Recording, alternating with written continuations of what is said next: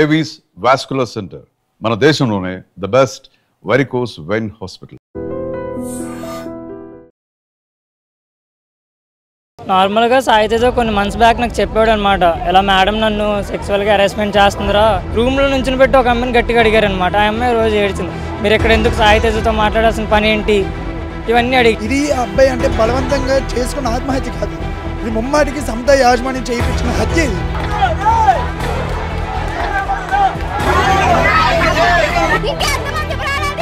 Initiate తీసుకొని ఒక విద్యార్థి కేవలం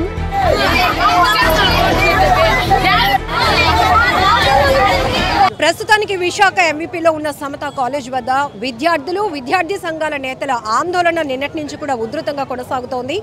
సాయితేజ బలవన్మరణానికి పాల్పడడానికి కారకులైనటువంటి ఇద్దరు మహిళా లెక్చరర్లను కఠినంగా శిక్షించాల్సిందే, స్పాట్లా మాకు కావాలి అంటూ ఇక్కడ భీష్మించుకొని కూర్చొని విద్యార్థులంతా కూడా ఈవెన్ భోజనాలు కూడా మాని నిన్నటి నుంచి కూడా అహర్నిశలుగా ఇక్కడే ఉధృతాన్ని అయితే కొనసాగిస్తున్నారు. ఒక ఫ్రెండ్ అయితే ఉన్నారు, సాయితేజ వాళ్ళ బెస్ట్ ఫ్రెండ్, తనతో మాట్లాడదాం. ఎందుకంటే ప్రతి ఒక్క యూత్ కూడా ఏదైనా చెప్పుకోలేని విషయాలు కూడా ఫ్రెండ్తో మాత్రమే షేర్ చేసుకోగలుగుతారు. సో ఈ లెక్చరర్ల విషయంలో కూడా తను ఏ రకమైన వేధింపులు ఫేస్ చేశాడు, ఎందుకు తను ఇంత బ్రైట్ ఫ్యూచర్ ఉన్నటువంటి ఒక అబ్బాయి, డిగ్రీ చదువుతున్నటువంటి ఒక అబ్బాయి ఎందుకు అంత బలవంతంగా ప్రాణాలు తీసుకోవాలనుకున్నాడు, ఒకసారి అబ్బాయితో మాట్లాడదాం. అమ్మ, మీరు బెస్ట్ ఫ్రెండ్? అవును. ఏం జరిగింది అసలు? నార్మల్గా సాయితేజ కొన్ని మంత్స్ బ్యాక్ నాకు చెప్పాడు అనమాట, ఇలా మేడం నన్ను సెక్సువల్గా హెరాస్మెంట్ చేస్తుందిరా అది ఇది అని. అంటే నేను అన్నాను, ప్రూఫ్స్ లేకుండా మనం మాట్లాడలేం కదరా. మీరు నమ్మారా, షాక్ అయ్యారా? నేనంటే నమ్మినట్టు వదిలేసాను, ప్రూఫ్ లేదు కదా, ప్రూఫ్ తెచ్చి చూపించి నేను నమ్ముతాను అనేవాడిని. అయితే తను అప్పుడు నాకు చార్ట్స్ కూడా చూపించలేదు, సరే అని చెప్పి ఒట్టేయించుకొని ఇంకా అక్కడితో మ్యాటర్ క్లోజ్ చేయించాడు. తర్వాత ఏంటంటే అటు చాట్ చేయడం చూసాడు, మేడం అడిగి మెసేజ్ చేయడం, నాన్న చాటింగ్ చేస్తే నువ్వు ఏదో ఒక రోజు నువ్వే ప్రాబ్లమ్స్ బాగోదురా అంటే. అప్పుడు ఏమైందంటే నార్మల్గా నేను చాలా హెరాస్మెంట్ చూసేస్తున్నాను, నీకు అర్థం కావట్లేదు, చెప్పుకోలేకపోతున్నాను, నీతో చెప్పినా నువ్వు ప్రాబ్లమ్స్లో ఉన్నా కదా, చెప్పలేదురా అని అన్నాడు. అది అక్కడితో వదిలేస్తే స్టార్ట్ మేడం అని ఇంకో మేడం ఉంటారన్నమాట, భాగ్యలక్ష్మి మేడం. ఆ మేడం ఏంటంటే రాసిన రికార్డులు పదే కొట్టేయడం, ఇప్పుడు ఇలా చేసి ప్రాక్టికల్స్ ఆపేస్తాం మీకు ఇది అని బ్లాక్మెయిల్ చేయడం, ఇలా చేసేవారు అనమాట. అయితే ఇప్పుడు ప్రూఫ్స్ ఉన్నాయి, ప్రూఫ్స్ ఉండి కూడా ఎవరు యాక్షన్ తీసుకోవడం లేదు వాళ్ళ మీద.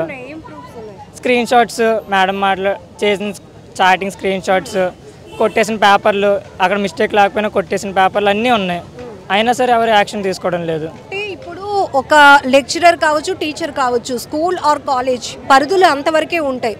మరి ఒక స్టూడెంట్ మీద మంచి వెల్ స్టూడెంట్ అయితే కొంత కాన్సన్ట్రేట్గా ఏరా బాగున్నావా, బాగా చదువు, నీకు బ్రైట్ ఫ్యూచర్ ఉంది ఇట్లా అని చెప్తాం. బట్ వాట్సాప్ ఫోన్ నెంబర్లు ఇచ్చుకుని అంతవరకు చాటింగ్ జరిగినంత వరకు అంటే ఎట్లా ఉంది అసలు? నేను చూసింది అయితే చాటింగ్ అర్ధరాత్రి 10 గంటలకు కూడా తిన్నావా అని ఒక ఫ్యాకల్టీ స్టూడెంట్ని అడుగుతారా, మెసేజ్లు అవన్నీ చూసాను అనమాట. అయితే ఆడు చెప్పాడు అనమాట, చాలా హెరాస్మెంట్ చూస్తున్నాను. నాగల చవితి అప్పుడు కూడా కాల్ చేశాడు నాకు, కాల్ చేసి మాయా ఇదిరా నేను కాలేజ్ మీద నేను దూకేద్దాం అనుకుంటున్నాను అది ఇది అంటే, మా పేరెంట్స్ నేను చెప్పాం ఎందుకు ఇంత చిన్నదానికి అంత సీరియస్గా తీసుకుంటాను. చనిపోయే ముందు రోజు కూడా నైట్ నాకు కాల్ చేశాడు, ఇలాగని చెప్పాం. మా పేరెంట్స్ కూడా చెప్పారు, ఇంట్లో చెప్పి సాల్వ్ చెయ్యి, ఇలా చేయడం కాదని. అప్పుడు నార్మల్గా చనిపోయే ముందు రోజు నాకు నేను కాల్ చేశాను అడిగి నైట్, ఏంట్రా కాలేజ్కి రావా ఇంకా అది ఇది అంటే నార్మల్గా అన్నాడు, వస్తానరా రేపు గొడవ ఉంది ఫ్యాకల్టీ, ఒకవేళ నాకు మళ్ళీ కొట్టేస్తే నేను గొడవ పడతాను, సపోర్ట్ రాగలవా, నువ్వు వస్తే కొంచెం ఎంతో కొంత నాకు సపోర్ట్ ఉంటుంది అన్నాడు.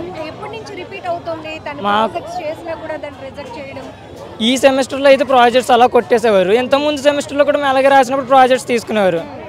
అప్పుడు ఏంటంటే అంత ఉండేది కాదు, మేము ఫైనల్ ఇయర్కి వచ్చినప్పటికి మమ్మల్ని కామెంట్ చేయడం ఇవన్నీ ఎక్కువ పెరిగిపోవడంతో మేము క్వశ్చన్ చేసేవాళ్ళం అన్నమాట, మీరు ఎందుకు ఇలా కామెంట్ చేస్తున్నారు మమ్మల్ని. ఇప్పుడు ఆ అబ్బాయి జెంట్స్ ఫ్యాకల్టీతో ఉన్నా సరే మీరు పెళ్లి చేసుకుంటారని అనడం, ఇలా కామెంట్ చేస్తే ఇంకా తను నచ్చదు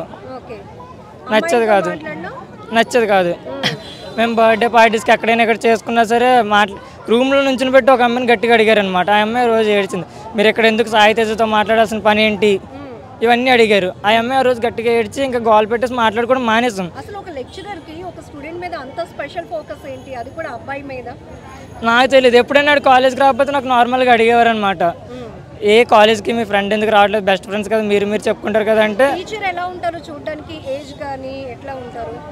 ఒక మేడంకి వచ్చి 2 పిల్లలు ఉన్నారు, పేర్లా ఒక మేడం పేరేమో బేగం మేడం, ఇంకో మేడం పేరు వచ్చేసి భాగ్యలక్ష్మి మేడం. ఈ ఇద్దరిలో ఎవరు హెరాస్మెంట్ లైంగికంగా అంటే సెక్సువల్? బేగం మేడం అని ప్రూఫ్స్ వచ్చినాయి. మరి నార్మల్ రికార్డ్ వైజ్ చూసుకుంటే స్టాటిస్టిక్స్ మేడం. నేను గతంలో కూడా స్టాటిస్టిక్స్ మేడం మీద ఒకసారి కంప్లైంట్ పెట్టా. అప్పుడు ఏమన్నారంటే బయట వాళ్ళు వచ్చి కాలేజ్లో గొడవ చేస్తే సస్పెండ్ చేసేస్తామని బేగం మేడం అన్నారు. కానీ సస్పెండ్ చేయడం ఇవేం లేవు. ఇప్పుడు వరకు యాక్షన్ తీసుకోవాలి. డైరెక్టర్ సార్ అయితే మాట్లాడారు. డైరెక్టర్ సార్ మాట్లాడినప్పుడు నార్మల్గా ఏమన్నారంటే నాతోటి నీకు ఇంక ప్రాబ్లం ఉండదు ఈ ఫ్యాకల్టీ సైడ్ నుంచి అంటే రూమ్లోకి వచ్చి నాతో మాట్లాడేవారు కాదు. ఎవరు మాట్లాడుకుంటే ఇండైరెక్ట్గా స్టాటిస్టిక్స్. సాయి తేజ ఎప్పుడైనా మేనేజ్మెంట్ దృష్టికి తీసుకువెళ్ళాడా? ఇద్దరు లెక్చరర్స్ నన్ను తీవ్రంగా వేధిస్తున్నారు, కాలేజ్కి రావాలంటేనే భయం వేస్తోంది అని. అది ఈ ఇద్దరు లెక్చరర్స్ గురించి తీసుకెళ్ళదు కానీ ఒక లెక్చరర్ గురించి అయితే వచ్చాడు స్టార్టింగ్లో సెకండ్ సెమిస్టర్ అప్పుడు. ఈ సెమిస్టర్ అప్పుడు నార్మల్గా ఇంట్లో చెప్పేవాడు అంట. మొన్న కూడా అన్నాడు నేను ఇంట్లో బెదిరిస్తున్నాను ఇలా చచ్చిపోతాను ఎనరా అది ఇది అంటే నేను తిట్టాను. తిట్టి చెప్తే సరే అన్నట్టుగా మాట్లాడాడు కానీ నెక్స్ట్ డేకి అలా చేసుకుంటాడు అని అనుకోలేదు. ఇప్పుడు ఏదైనా ఒక ప్రాబ్లం వచ్చినప్పుడు రే నువ్వైతే ఇలా ఫేస్ చేస్తున్నావు నేను దీన్ని ఇంకోలా డీల్ చేయగలను అని అనుకుంటాం కదా. అట్లా నీకు ఒక ఐడియా ఏదైనా ఇలా ఇంకా కొంత టైమే కదరా అయిపోతుంది అలాంటి సజెషన్ ఏమైనా ఇచ్చారా మీ ఫ్రెండ్స్ సాయికి? సాయికి చాలామంది అన్నారు. తనే అనేవాడు నేను ఎప్పుడైనా తిరగబడిన ఫ్యాకల్టీ మీద ఈ రెండింగ్కి వస్తుంది నీకు ప్లేస్మెంట్ కూడా వచ్చిందిరా మాయ అవసరమై ఈ టైంలో చెడగొట్టుకోవడం తగ్గిపోదాము పోతే పోయిందని ఆడే అనేవాడు. కానీ ఇప్పుడు అలా డెసిషన్ తీసుకున్నాడు. మరి ఆల్రెడీ వాళ్ళ ఫ్యామిలీ బ్యాక్గ్రౌండ్ కూడా చాలా పూర్గా ఉంది. చాలా పూర్ అంటే పేరెంట్స్కి చెప్పుకోలేనటువంటి సిచ్యువేషన్ ఒక. అవును. ఇప్పుడు ఎలాంటి లా కోరుతున్నారు మీరందరూ? మేమైతే సాయి తేజ వాళ్ళ ఫ్యామిలీకి ఫుల్ సపోర్ట్ ఇవ్వాలి కాలేజ్ వాళ్ళని మేము అనుకుంటున్నాం. ఇప్పటి వరకు స్ట్రిక్ట్గా ఉన్న టీచర్స్ని చూస్తే చెప్పిన పని చేయకపోయినా కొంచెం కొడతారు అనే భయం. ఇప్పుడు ఈ కేసు చాలా డిఫరెంట్గా ఉంది కదా. మెయిన్ మేనేజ్మెంట్ ఎక్కడంటే ఫాల్ట్ ఎక్కడ ఉందంటే ఫ్రెషర్స్ని తీసుకోవడం. తను ఇప్పుడే యూనివర్సిటీ నుంచి పాస్ అయ్యి వచ్చారు. ఆ మేడం భాగ్యలక్ష్మి మేడం యూనివర్సిటీ నుంచి పాస్ వచ్చినప్పుడు మాది ఈక్వల్ ఏజ్ ఉన్నప్పుడు ఈగో ప్రాబ్లమ్స్ వస్తాయి. మేమేం మాట్లాడినా ఈగో ప్రాబ్లంకి వెళ్ళిపోవడం. మా మీద ఒక 2 years సీనియర్ భాగ్యలక్ష్మి మేడం. ఇంకో మేడం సీనియర్ ఫ్యాకల్టీ పర్వాలేదు మేము జాయిన్ అవ్వకముందు నుంచి ఉన్నారంట ఇందులోనే. భాగ్యలక్ష్మి మేడం పద్ధతి మాత్రం మీరు వ్యాలిడ్ పాయింట్ చెప్పబోతున్నారు. ఫ్యాకల్టీకి ఎక్స్పీరియన్స్ తక్కువయ్యి ఫ్రెషర్స్గా రావడం వల్ల ఈగో నడుస్తుంది. ఈగో అయితే నడుస్తుంది. ఇది నేను డైరెక్టర్ సార్తో కూడా ఒకసారి చెప్పాను యాక్షన్ తీసుకుంటానమ్మా దీని మీద అన్నారు కానీ యాక్షన్ తీసుకున్నారు. అప్పుడు గట్టిగా మాట్లాడితే వీళ్ళందరూ నాతో మెచ్యూరిటీ లెవెల్స్ తక్కువగా ఫ్యాకల్టీ నుంచి వస్తున్నాయి అంటారా? అంటే అలాగని అన్నాం. చూసే విధానం మంచిగా లేదు. మేము అక్కడ మంచిగా మాట్లాడుకున్న బాయ్స్ గర్ల్స్ అన్న కాలేజ్ అన్న కామనే మాట్లాడుకుంటాం. దానికి రూమర్స్ పెట్టేసి వీళ్ళు ఇది అని రూమర్స్ పెట్టేయడం పెద్ద రచ్చ చేసేసి వాళ్ళ ఫ్యామిలీకి ఫోన్ చేసి పర్టికులర్గా మీ అమ్మ ఈ టైంకి వస్తుందని అడగాల్సినంత లేదనుకుంటా నాకు తెలిసి. ఫ్యాకల్టీ ఇలా అడుగుతున్నారు. మధ్యాహ్నం ఇంటికి వెళ్ళిపోయిన వీడియో కాల్ చేయడం ఏంటి నాకు తెలియట్లేదు. మరి భాగ్యలక్ష్మి మేడం నా ఎదురుగానే వీడియో కాల్ చేసింది. ఒక అమ్మాయికి చేసింది మా రూమ్లో ఒక అమ్మాయికి. వాళ్ళ పేరెంట్స్ లిఫ్ట్ చేసి కూడా అన్నారు మా కూతురు ఇంటికే వచ్చింది ఎక్కడికి వెళ్ళలేదని. అది అసలు ఎంతవరకు కరెక్ట్. ఇంకో నా ఫ్రెండ్ ఒక అమ్మాయికి కాల్ చేసి అడుగుతున్నారు అన్నమాట మీ కూతురు ఇంటికి ఎన్ని గంటలకు వస్తుంది అప్పుడు దాకా ఎక్కడ ఉంటుందో కొంచెం తెలుసుకోవచ్చా మీ కూతురికి ఇన్ని సబ్జెక్ట్స్ ఆగిపోయినాయి. సబ్జెక్ట్స్ వాళ్ళు చెప్పుకుంటారు కదా తన సబ్జెక్ట్ తను చూసుకోకుండా మిగతా వాళ్ళ సబ్జెక్టుల గురించి చెప్పడం. అది కరెక్ట్ వే ఏదైనా ఉందంటే మీ పేరెంట్స్ని రమ్మనండి మేము మాట్లాడతామంటే అది బాగుంటుంది. అంతేగాని ఏళ్ళలో స్టాఫ్లో మాట్లాడేసుకుని ఫోన్లు చేసేసి ఇంటికి అది నేనైతే రాంగ్ వే అని అనుకుంటున్నా. ఫ్యాకల్టీ కాలేజ్ వైజ్ వచ్చి బెస్టే నేను కాదని నేను అన్నాను. ఫ్యాకల్టీ వైజ్ వచ్చి చెప్తుంది నేను ఒక్కటే వీళ్ళిద్దరు కరెక్ట్ కాదని నేను అంటున్నాను. ఇప్పుడు సాయి ఈ రకమైన హెరాస్మెంట్స్ ఎప్పటి నుంచి భరిస్తున్నాడు? నాకు తెలిసి 2 semesters అయిపోయింది. అప్పుడే 2 semesters మాకు ముందు క్లాస్ టీచర్ అయ్యారు మేడం. అప్పట్లో నాకు చెప్పాడు కానీ నేను ఏంటంటే అప్పటికి నాకు చాలా ఎలిగేషన్స్ ఉన్నాయి కాలేజ్ తోటి గొడవలు. సో నేను ఇప్పుడు వెళ్ళి మాట్లాడదామని నాకు ప్రూఫ్ లేదురా నాకు ప్రూఫ్ తెచ్చామంటే నేను మాట్లాడతానంటే అప్పుడు కూడా నాకు ప్రూఫ్ చూపించలేదు. నాకు చాట్స్ అన్నీ వచ్చినాయి. తర్వాత అంటే చాట్స్ అంటే నేను చాటింగ్ చేస్తున్నప్పుడు నా పక్కన కూర్చునేవాడు మొబైల్లోకి చూసి నేను అన్నాను చాటింగ్స్ తగ్గించుకొని నేను కొన్ని రోజుల నుంచి వస్తున్నాను నువ్వు అసలు రిప్లైస్ ఇచ్చేవాడు అంటే ఇబ్బంది పెట్టేవాడు. రిప్లైస్ ఇవ్వకపోతే అని అనేవాడు. రిప్లై ఇవ్వకపోతే నన్ను ఇలాగా కాల్ చేసేస్తున్నారా మేడం అది ఇది అని చెప్పేవాడు స్టార్టింగ్లో. ఇంటికి వచ్చి కాలేజ్కి రాకపోతే నన్ను అడిగారు అనమాట సాయి తేజ్ ఎందుకు రావట్లేదు అని. చనిపోయే ముందు రోజు కూడా నన్ను అడిగారు మీ ఫ్రెండ్ ఇంకా రాడే కిడ్నీలో స్టోన్స్ అంట కదా నిజమేనా అని. ఏమో మేడం నాకు తెలియదు నాకు సంబంధం లేదు మేము మాట్లాడుకోవడం మానేసాం అన్నాను. తను ఏంటంటే ఇంకా లేవు, ఇలా ఇబ్బంది పెట్టేస్తున్నారు, హెరాస్మెంట్ చేస్తున్నారు, నాకు చెప్పుకోలేకపోయాడు. ఇంకా అంటే నేను అప్పటికి ప్రాబ్లమ్స్ ఫేస్ చేస్తున్నాను, ఇంకా ఎక్కువ అవ్వకూడదని తను అనుకున్నాడు. జనరల్గా కొన్ని సినిమాల్లో చూస్తాం ఈ రకమైన స్టూడెంట్స్కి టీచర్స్కి మధ్య ర్యాపో చూడడానికి సినిమా అయినా ఇబ్బందిగా ఉంటుంది. బట్ రియల్ లైఫ్లో ఇట్లాంటి ఫేస్ చేసినప్పుడు కాలేజ్కి వెళ్ళాలన్న కాస్త ఫియర్ ఉంటుందా? ఉంటుంది. ఈ ఇన్సిడెంట్ తర్వాత నేను యాక్చువల్లీ నాకు మొన్న కంప్లైంట్ పెట్టినప్పుడు నేను కాలేజ్కి రాకూడదని నేను ఆల్రెడీ ఫిక్స్ అయిపోయి కంప్లైంట్ పెట్టాను. నేను ఎంత అవుతున్నాయి కాలేజ్లో నేను రానని పెడితే వాళ్ళే నేను మాట్లాడతాను యాక్షన్ తీసుకుంటానని చెప్పి యాక్షన్ తీసుకున్నారు డైరెక్టర్ సార్. యాక్షన్ తీసుకుని ఎలా తీసుకున్నారంటే ఇప్పుడు మాట్లాడడం బాగానే మాట్లాడారు, కానీ అక్కడికి వచ్చాక ఫ్యాకల్టీ అప్పుడు డైరెక్టర్ సార్ క్లాస్ రూమ్లో ఉండరు కదా, ఫ్యాకల్టీ ఎలా ఉంటారన్నది మాకే తెలుసు. అక్కడికి వచ్చి ఏంటంటే నీకు రీసౌండ్ వచ్చేలాగా ప్రాక్టికల్ నేను ఫెయిల్ చేసేస్తాను, ఇప్పుడైనా నాకు ఎవరైనా హామీ ఇవ్వాలన్నమాట. నేను ఎంత తిరగబడుతున్నా, నా సర్టిఫికేట్స్ ఆపేయచ్చు లేదా ప్రాక్టికల్స్ ఆపేయచ్చు, నాకు ఇది ప్రాక్టికల్ నేను చూసుకుంటామని హామీ ఎవరైనా ఇస్తే ఇంకా చాలా వరకు జరిగినాయి, అవన్నీ బయటికి తెప్పించగలం మేము అందరం కలిసి ఒక యూనిటీగా. ఇంకా ఏం జరిగినాయి అని అంటే ఇంకొకడు ఉన్నాడు, పోలీసులు ఉన్నారు, అందరూ మీడియా వ్యవస్థ మీకు సపోర్ట్గా ఉంది, ఏది న్యాయం అయితే అటువైపే మేము. ఇంకొకడు ఉన్నాడు కానీ వాళ్ళ ఇంట్లో ఏంటంటే ప్రాబ్లమ్స్ మాట్లాడొద్దని అంటున్నారు కాబట్టి తను రాలేదు. ఇంకొక అబ్బాయిని కూడా వేధిస్తున్నారా?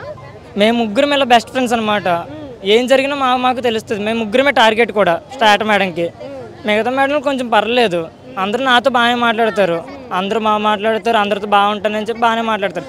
కాలేజ్ వైజ్ అయితే నేను ఒకటే చెప్తా, కాలేజ్ వైజ్ చాలా బెస్ట్. ఫ్యాకల్టీ ఇద్దరు వైజ్ నేను రాంగ్ అని చెప్తున్నా, ఇది కూడా కొంచెం చెప్పండి. లేదంటే ఫ్యాకల్టీ ఎలాగంటే నేనేదో టార్గెట్ చేస్తాను, నా సబ్జెక్ట్ ఆపేదాం అని చెప్పి అన్నట్టుగా చూస్తారు. ఇంకా సో